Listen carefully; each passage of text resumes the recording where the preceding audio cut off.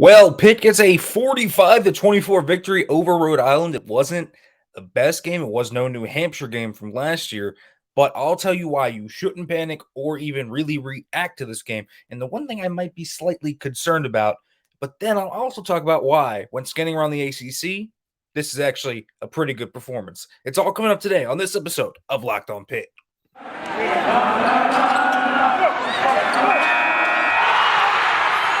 You are Locked On Pitt, your daily podcast on the Pittsburgh Panthers, part of the Locked On Podcast Network, your team every day.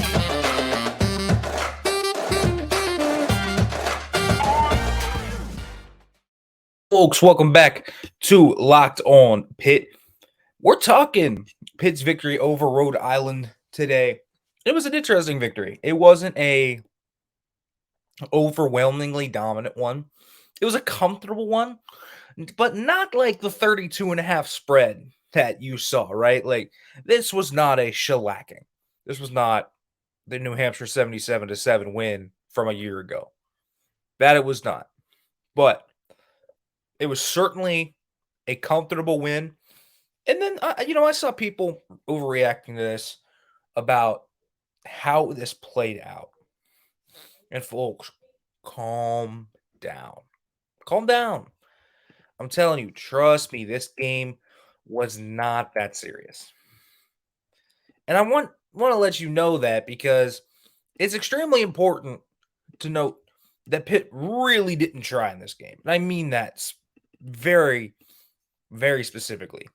Pitt came into this game with a very confined game plan of what they wanted to do.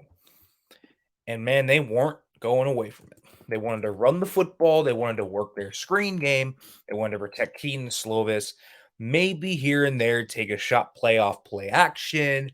But they wanted to get out of here with very little injuries. Defensively, they wanted to mix up coverages a little bit to see how it would work if they got it out of their quarter stuff and into some other stuff and see maybe how that could work in the future. I think it's very smart of them to do that. They were rotating guys in and out. I mean, we were seeing twos in with the ones. We were seeing threes in with the twos, threes with the ones. We were seeing twos, threes, fours. Wow, there's a mix of craziness. It was so crazy out there. And so this specifically is a game I can't take much away from. Like, Keaton Slovis's average depth of target was just slightly north of 4 yards. Like, he was not pushing the ball down the field, and they didn't want him to. They wanted to run the football. Clearly, Izzy was a force. I think we just kind of expect Izzy to do what he does at this point. 19 carries, 177 yards, 4 touchdowns for Israel Abanikanda. Vincent Davis with 751 and a touchdown. I mean, listen, there was a lot of good stuff from this team on the ground in this one. And again, Slovis, 20 of 27 for only 189 yards. He was not trying to break the mold here. He was not trying to push the ball down the field and let the deep ball rip. He wasn't trying to do anything crazy. Keaton Slovis, what he really wanted to do was not turn the ball over, and Pitt really wanted to, more importantly, just take things slow. They wanted to control the pace of this football game. And that, to me, was something that I saw work extremely well in this game. And this is now back-to-back performances for this running game that I think are very encouraging. Now, that's Western Michigan and Rhode Island, so you can only take that with so much grain of salt because, listen, if I'm telling you not to panic, I also don't want to tell you to overreact. Like, the run game is not suddenly going to be elite just because they ran over Western Michigan and Rhode Island. Now, it's good to see that they are doing that. It's great to see Israel Abanikanda essentially putting an ACC Offensive Player of the Year campaign together after a rough start against West Virginia. You love that because he's been on an absolute tear in the last 3 games. But you also have to realize kind of the confines in which you put this running game in when you run so much wide zone. and how successful that's going to be when you have guys that can move and a running back that is willing to cut up and just go. And that's what Izzy's able to do. And it's especially what Vincent Davis is able to do. I loved how they used Vincent Davis today. I hope we see Vincent Davis used a little bit more like this in the future, because when he was in Spaceman, he's just an efficient back. I mean, 3 for 34, 7 for 51. He is a guy that just creates so much yardage, 47 yards of yak today for Vincent Davis. Like, that's impressive. The guy just creates yards. The guy just creates things around him. He really is such a solid player. And so here's the thing. Pitt is just not doing a ton in this game. They are not trying to push the envelope. They aren't trying to do a ton. And I'll say that.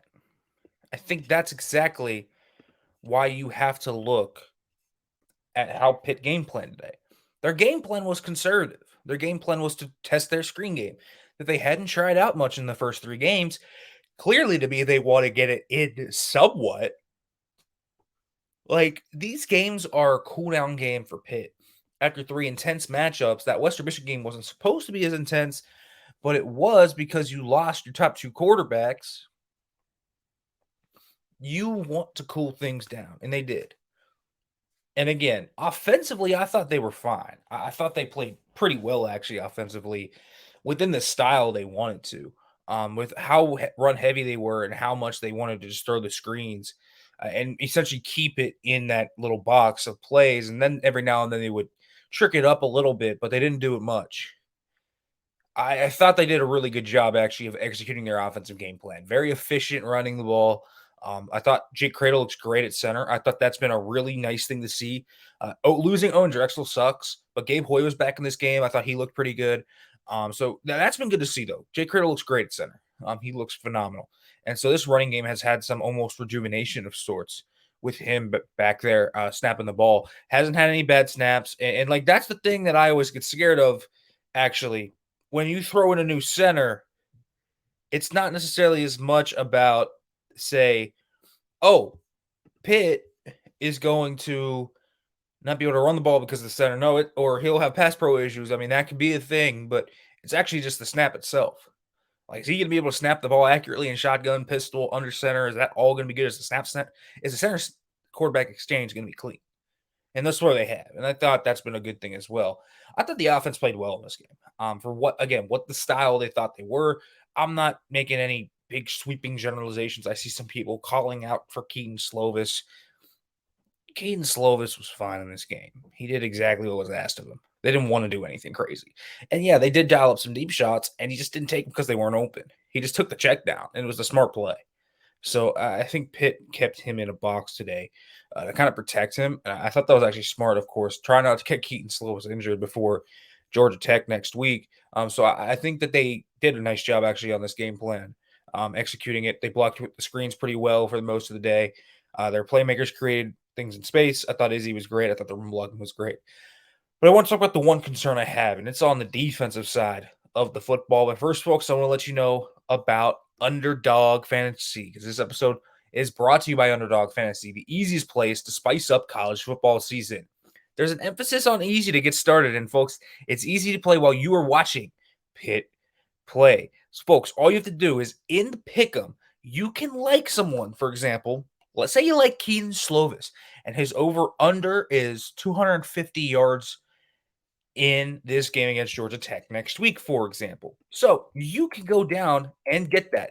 You like Keaton Slovis like that. Maybe then you want to throw another one together. You like Izzy Abanikanda to get over 102 yards as well. And then you like Bub Means to get over 37 and a half receiving yards. You can put all of those together and you can still put them in your pick 'em. So feel free to go out and do that. Put some money down on your Pitt players or any other bet. You can go around the ACC. If you like DJ Uiagalelei to repeat his performance from this week, if you like Sam Hartman, if you like Drake May, if you like anyone, feel free to go do it. Folks, it's easy to play and it's available in over 30 states. You only have to pick between 2 and 5 players across any team. It doesn't just have to be Pitt, it can be any team you want. It's one of the easiest fantasy to play games out there, and you can win cold hard cash in every single game. Folks, sign up with the promo code locked on. Again, that's one word, locked on, and Underdog will double your first deposit up to $100. Deposit $100, you get $100 free. Go to underdogfantasy.com or find Underdog Fantasy app in the Apple Store, the Google Play Store. All you have to do, the promo code locked on, one word, type that in, you get $100 free on your first deposit, folks. Get in on the best college football pick'em action today at Underdog Fantasy. All right, folks, we're back in here talking a little bit about this Rhode Island win. Again, there's only so much you can take away from what you see in this game. And there were a few points of struggles. One, I think, offensively that was a struggle was Jaden Bradley. And that was unfortunate to see. Now, we don't know how long Jared Wayne will be out. He got dinged up last week, of course. You hope they just held Jared Wayne out for precautionary reasons this week, and he's back next week. But we don't know that. We don't know for sure if Jared Wayne's going to be able to suit up against Georgia Tech. And so they relied on Jaden Bradley. And, man, he had some rough reps. A drop. He had a bad penalty on special teams. He wasn't really getting open. It was tough. It was pretty tough. So when I look at it, man, that's a problem area for me. I'm not totally sure about this wide receiving core. I like Jared Wayne. I think Mumfield's fine. But you look at Jaden Bradley or Jalen Bard or someone else. Need someone else to step up outside of the top 3 they got. And it's supposed to be Jaden Bradley, but it hasn't been him just yet. And that's the one thing that really is worrying offensively. As for the defense, okay.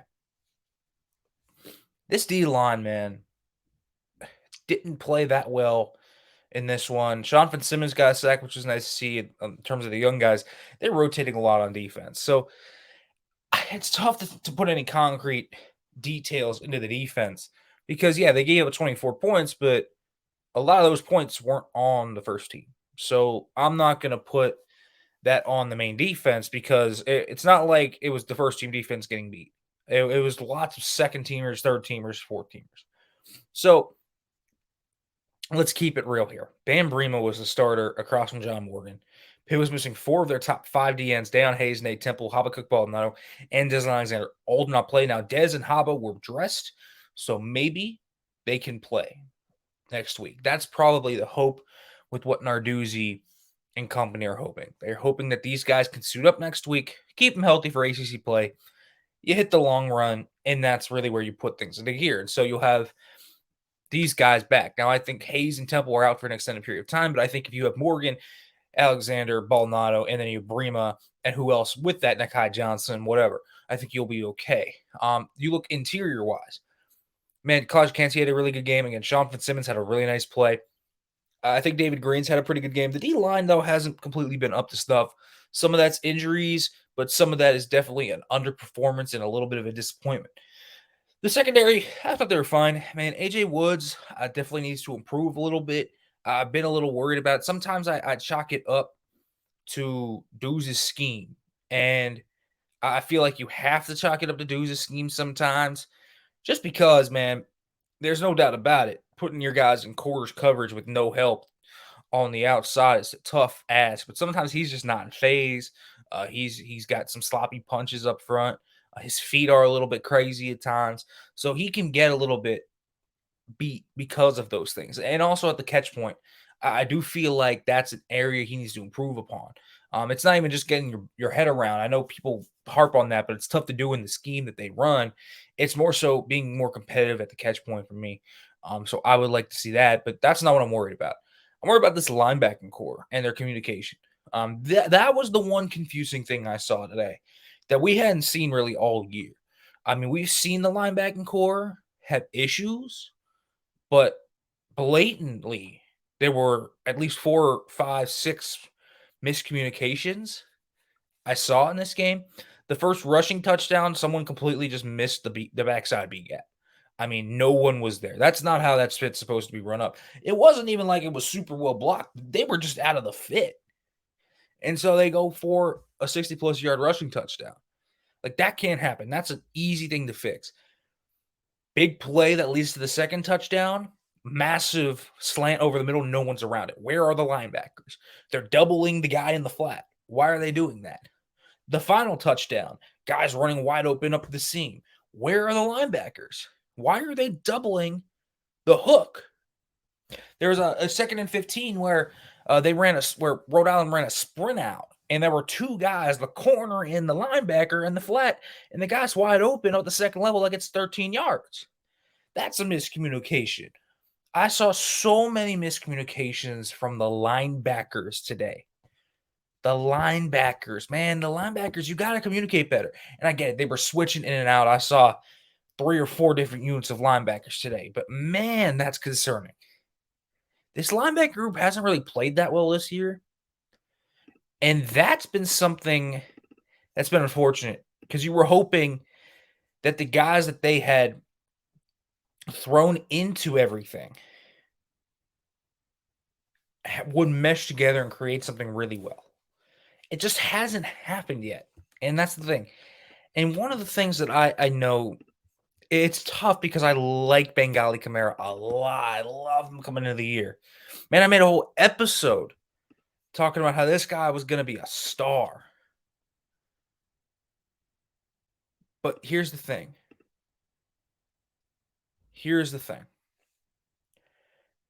I look at this linebacker core, and I think there's issues all around it, man. Bengali Kamara has been not great so far. A lot of the miscommunications were on him. It looked like he was the one out of fit. He was the one in the flat. And on the last touchdown, he was the one that allowed that. I mean, there's just mental errors he keeps making. And he's young. And so let's have patience. I'll preach that to you. 4 games does not define a football player. Man, if Eric Hallett was defined by his first 4 games last year, well, where would he be now? And now he's one of the best players on this defense. I mean, he's super solid now, right? Like, let's give these guys time. He is his first year starting full time. You have to give them time. You have to let them settle in and learn with game experience. But let's also be real here, and let's say that he has struggled thus far. I think that we have to be real with that. Bengali Kamara has been off to a rough start, and he's been a big reason why teams have been able to run a little bit on Pitt. I mean, for the most part, the run defense has been good. It's just been a few plays, right? It's just been a few explosive plays they allowed because someone's out of a run fit. And Bengali Kamara's done that a lot. He's got to play more in himself. He's got to be ready for the mental side of the game. Let's let him improve, though. Again, let's not hit the panic button. It's 4 games. That is such a small sample size. We don't know what Bengali Kamara is going to look like in Miami. That's what I will say. You can turn around so quickly in this football game. It is so different. But those miscommunications, that's the one thing I'm worried about. We can't see that these next coming weeks. Those are blown coverages on 3rd and longs that you don't want to see. You just don't want to see that. And that is the one thing to me that really was like, whoa, okay, back up. What are we doing here? They converted 2 3rd and 10 pluses because of those blown coverages. And that was really the one thing that kind of that stripped me off a little bit. I was like, what are you doing? What are you doing? And so those guys just reel it in a little bit and keep everything in front of you. Be there in position.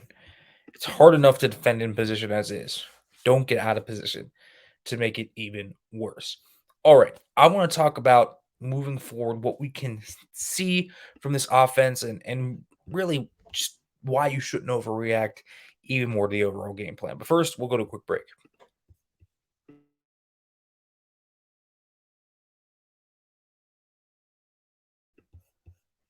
All right, folks, welcome back to the Locked On Pitt podcast as we are continuing to talk here about Pitt's win over Rhode Island.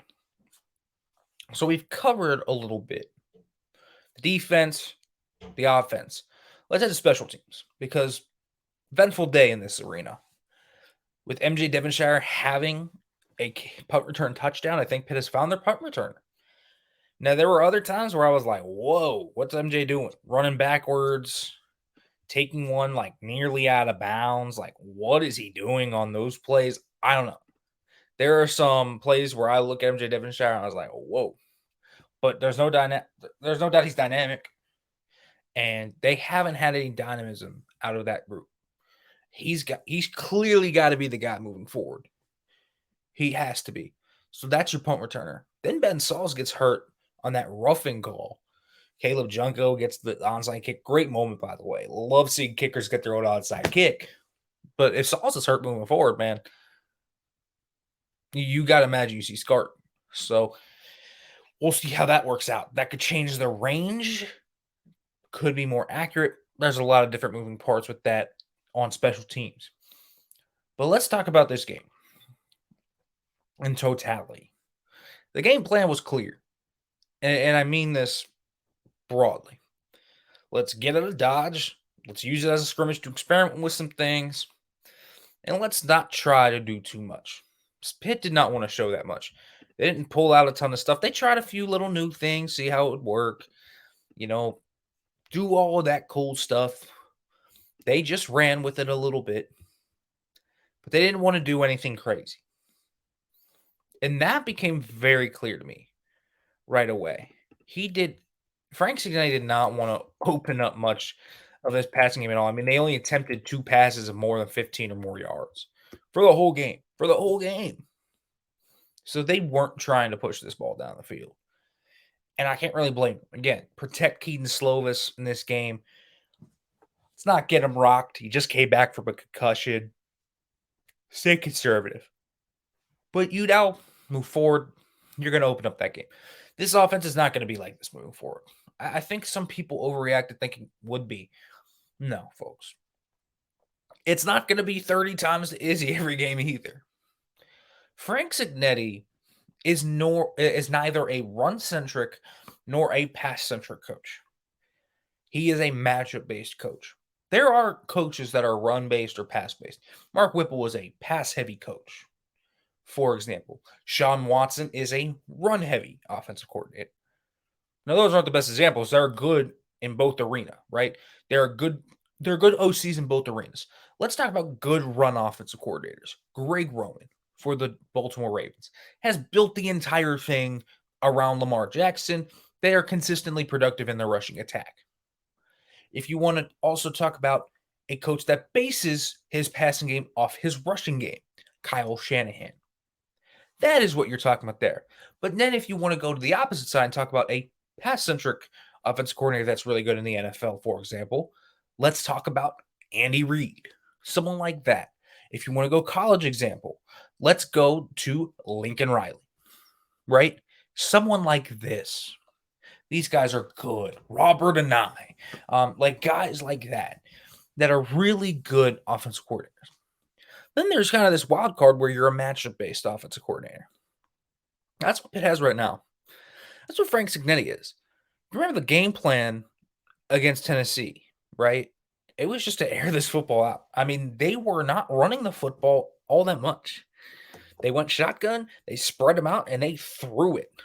And they threw it at will, man. Frank Cignetti has nothing wrong with airing it out 40 times if the game plan requires him to. He'll run it 40 times too. The game plans these past 2 weeks have been, all right, we have an inexperienced third-string quarterback in 1 week. The next week we're facing Rhode Island. We feel like we can get out of Dodge by just running the ball all game. They were right on both, and they won. They weren't supposed to be entertaining or flashy. These are not sexy game plans. What they are, though, are efficient, smart game plans based on matchup and based on circumstance. I don't know if Pitt's going to be able to win rushing the ball 50 times against most ACC opponents, but they're not going to do it. They're not. The circumstances require that game plan. And so did this game. Again, they weren't trying to do everything in this game. They weren't trying to do much. They were trying to keep it mostly relaxed and within a base of wide zone and screens. Defensively, they were mixing things up more coverage-wise. That probably led to a little bit more of the miscommunications. They're moving around their guys a little bit more. Safety rotations, graded 3 DB, 3 safeties at times. They were doing a lot more than I thought they would. And so that was particularly interesting. But again, they didn't try all that much in this game. So I would not overreact to it. There's very little you can take away from a win over Rhode Island.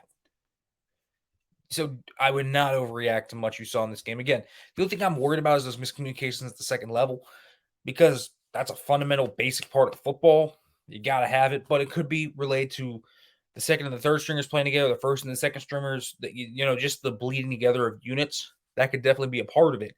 And so that's the one thing I'm worried about, but don't take too much from this game. Pitt has been a team that has showcased an ability to be a good one. They have. Like, look at what they've done. They've proven enough that they can be a good football team yet. And so I wouldn't worry much. I think Pitt's got a good squad on their hands. Yes, they have to improve. There's lots to work on. No doubt. No doubt there's lots to work on. But I think Pitt, they are starting to kind of get an identity for themselves of what they're good at and what they're not good at. And I think this team's going to end up being a pretty good one. I truly do believe that. I'll be back tomorrow, though, folks, talking about why I believe that. And we're going to explore the landscape of the ACC Coastal because, folks, Pitt has an opportunity this year looking at this schedule right now. We will discuss that tomorrow. I want to talk about it because I think it's really going to be reflective of Pitt's season overall. Folks, as always, thanks for listening. As always, hail